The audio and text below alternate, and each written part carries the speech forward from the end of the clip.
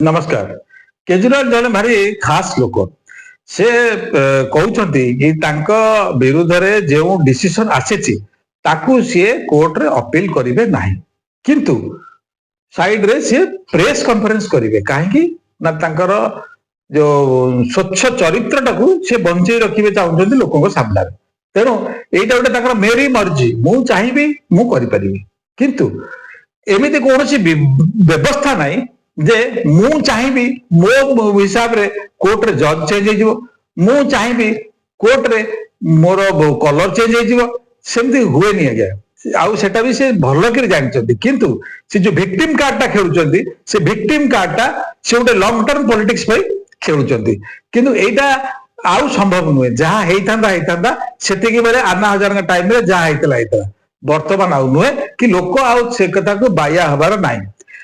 Bharat criminal justice system रे तुम मन इच्छा जज चेंज करि पारिबो नाही, ये पूरा लेखा है। तेबे संविधान को मानुवा यही भाया पाठुआ लोक राजनीति रे कौन आवश्यकता अच्छी आपण माने विचार करेंगे। जय जगन्नाथ, जय हिंदू राष्ट्र।